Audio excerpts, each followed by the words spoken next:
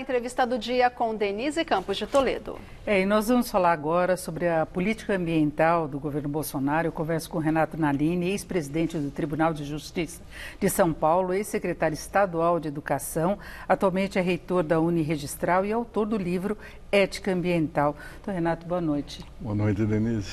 E vamos falar de política ambiental do governo Bolsonaro. Nos últimos meses nós tivemos muitas polêmicas, a questão das queimadas, o questionamento do governo em relação aos dados do INPE, que depois confirmaram mesmo o recorde do problema, não apenas queimadas, mas desmatamento. Nós tivemos nesta semana as notícias de que o ministro da área estaria reunido com grileiros que fazem queimadas também na região, e ele liberando a fiscalização e permitindo talvez uma ocupação da área de preservação Chico Mendes. Eu queria saber como é que o senhor vê toda essa posição, porque a versão oficial é que é uma preocupação com a ocupação produtiva da região para tentar reduzir a pobreza da população local.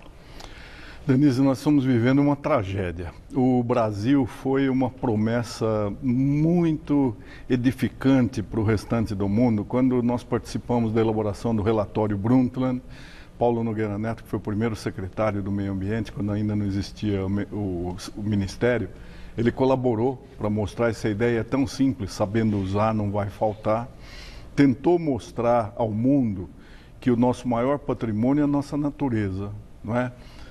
Nós não construímos isso, nós não fizemos as florestas, nós não fizemos os rios, essa água doce maravilhosa, e nós estamos destruindo tudo muito rapidamente, não é? Depois dessa promessa, nós tivemos a mais bonita norma do direito constitucional no século XX, que é o artigo 225 da Constituição.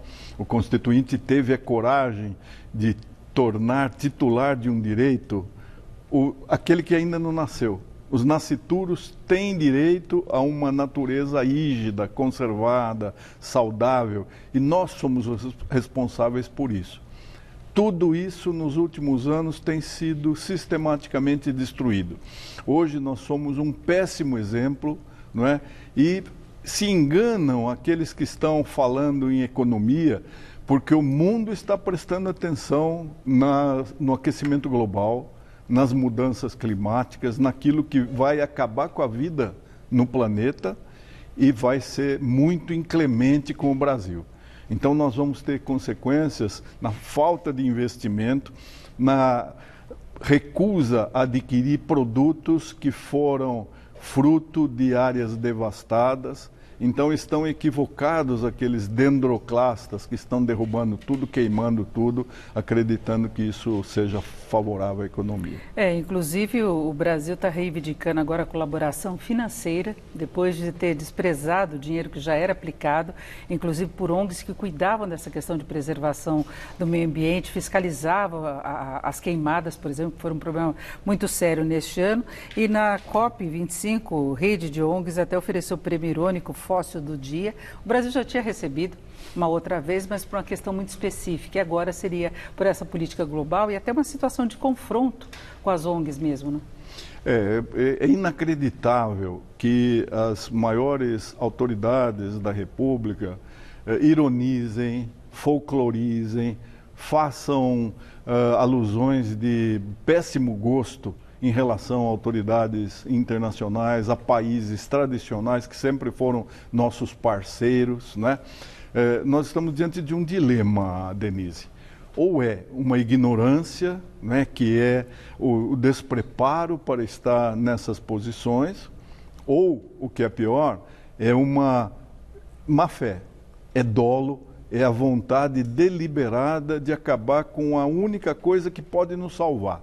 O Brasil perdeu décadas sem investir nas indústrias. Então, nós não vamos nunca recuperar essas décadas perdidas. Nós já perdemos o ranking do parque industrial do primeiro mundo.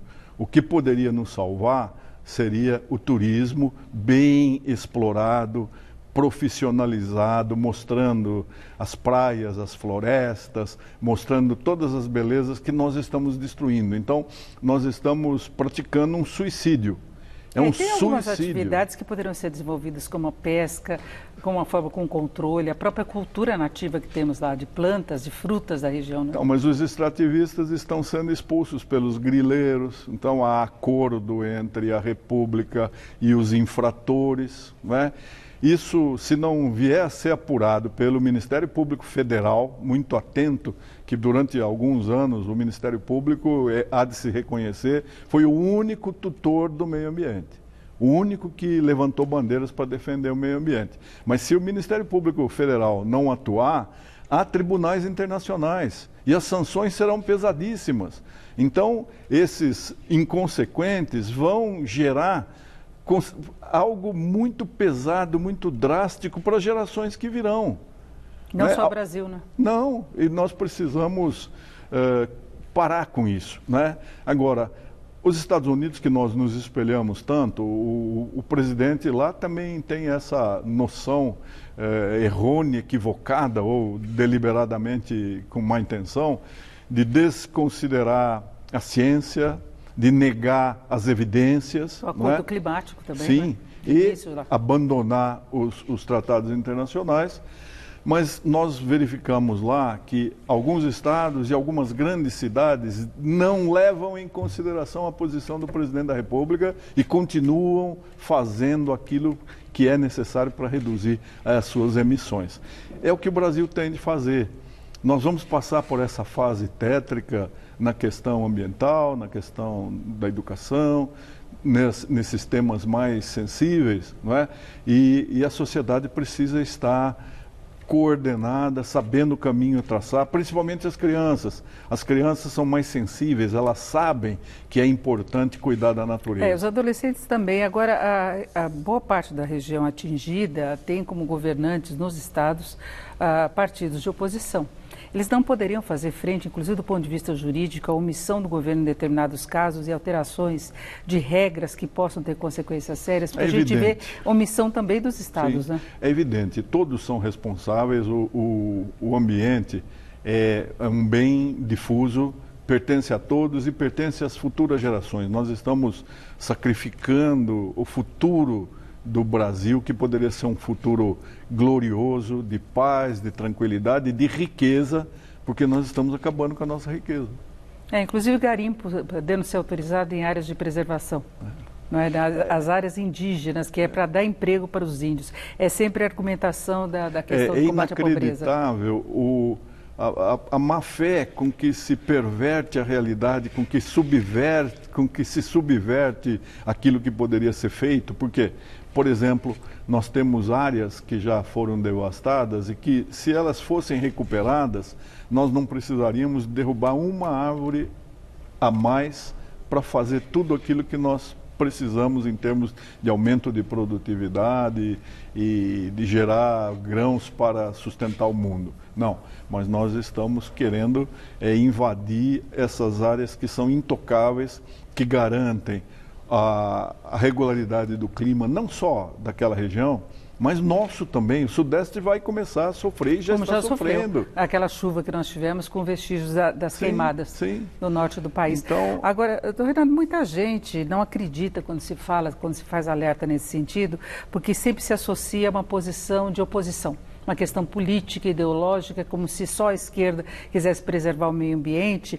Agora, a gente tem um problema sério de várias iniciativas que vêm sendo tomadas, que vão flexibilizando em várias áreas. Então, se tem essa iniciativa em relação à reserva, que já perdeu 74 quilômetros quadrados e meio só neste ano, nessa área de preservação, e eles querem excluir 19 mil hectares dessa área. Então, permitindo também a ocupação, dizendo que já começou a ser ocupada pela pecuária, não teria problema. Aí tem a questão da possibilidade de garimpo em áreas indígenas. Aí recentemente se falou na exportação de madeira nativa. Também é um outro problema que vai estimular mais ainda o desmatamento. Então, é uma sucessão de fato de iniciativas que vão na contramão da preservação ambiental. Não é necessário ser muito perspicaz, Denise, para entender que o governo deu um recado, liberou geral.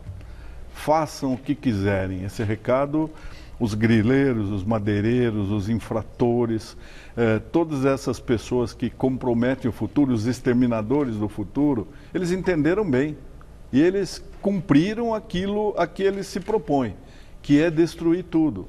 Agora, quem brecará? Nós temos um Supremo Tribunal Federal que poderia velar pelo princípio tão esquecido aí da vedação do retrocesso. Nós estamos retrocedendo aceleradamente na tutela ambiental, da qual nós já fomos modelo para o mundo.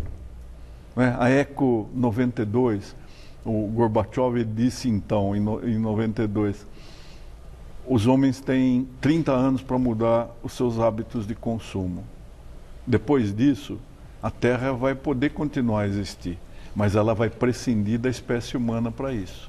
Então quem corre o risco não é o planeta continua aí. Somos nós, Denise. Então, aqueles que têm ainda lucidez, que têm descortino, que têm juízo, que têm sensibilidade, precisam colocar um breque, não é? As autoridades, elas são mandatárias, elas estão a serviço da população. No caso do meio ambiente, elas estão a serviço de uma geração que ainda não nasceu.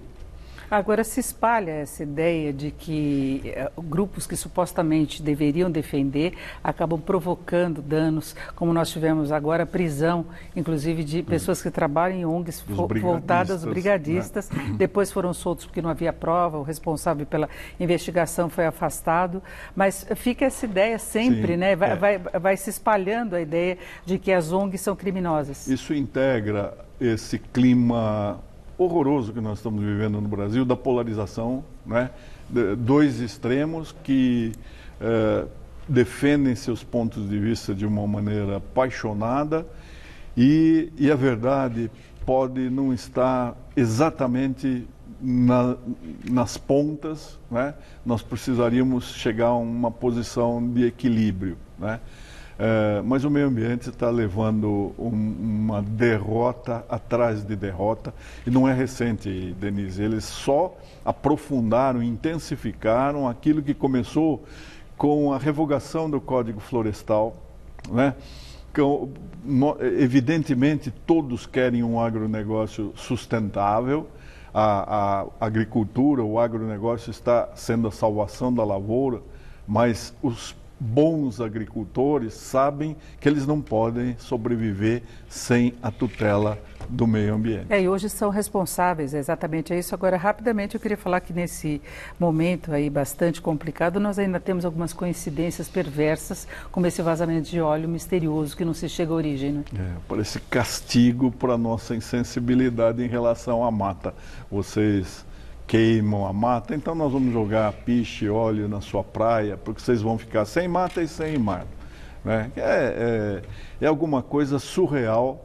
Os ambientalistas, e são ambientalistas as pessoas sensíveis, as pessoas que não pensam só em si, mas que pensam na beleza disso que é gratuito, né? Nós vivemos quanto, Denise? Algumas décadas só, e essa natureza foi construída durante milhões de anos. Agora, nós não sabemos fazer uma árvore, mas nós sabemos usar motosserra ou aquelas correntes com tratores e derrubar uma grande quantidade delas. E a gente vê que tem que preservar tudo, tem que preservar os rios. Nós tivemos a tragédia de Brumadinho também, toda uma legislação e uma fiscalização. O lixo, nós somos o maior produtor de lixo do planeta. É uma questão de educação, Denise. Nós precisamos ter uma educação ambiental, uma educação de carinho, não só com as pessoas, mas também com a natureza. Nós conversamos aqui com Renato Larini, que é ex-presidente do Tribunal de Justiça de São Paulo, ex-secretário estadual de Educação, atualmente reitor da Uniregistral e autor do livro Ética Ambiental. Renato, muito obrigada, uma boa noite. Eu que agradeço. Com vocês.